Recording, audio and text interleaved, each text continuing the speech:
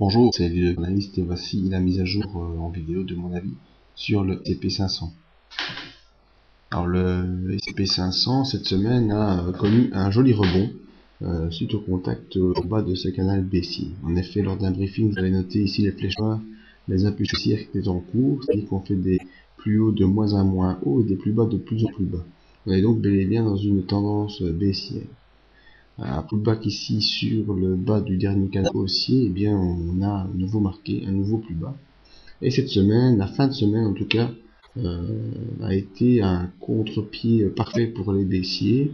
En effet, à la date de mardi, on était sorti vraiment ici de ce support à 1119 points, on s'est enfoncé.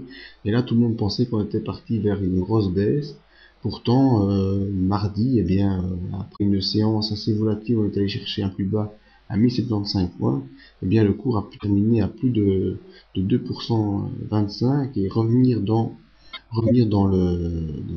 ce range horizontal et là annuler complètement la baisse de la veille.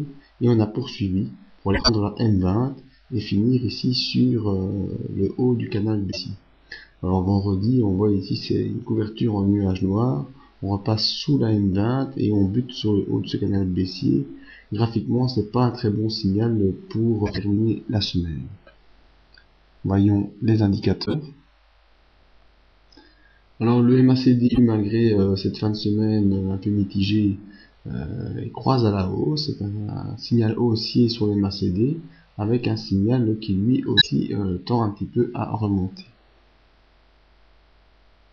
Le stochastique quant à lui est en impulsion haussière, le signal est inversé à la hausse et donc bien une impulsion haussière qui pourrait se poursuivre la semaine prochaine.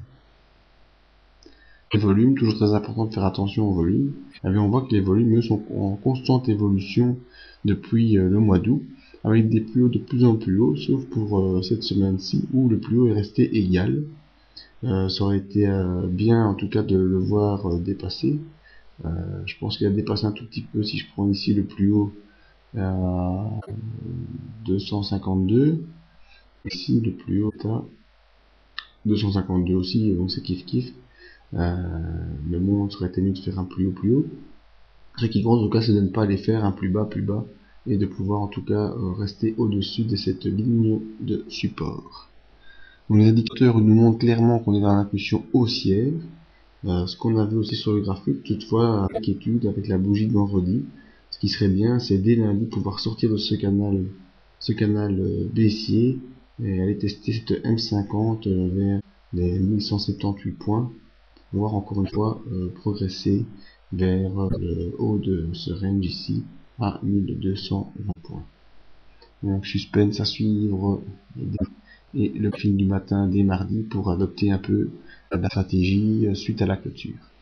Je vous remercie de votre attention. Vous pouvez nous rejoindre sur le site pour d'autres analyses d'indices ou de matières premières et peut-être une petite initiation à l'analyse technique. Merci et à bientôt.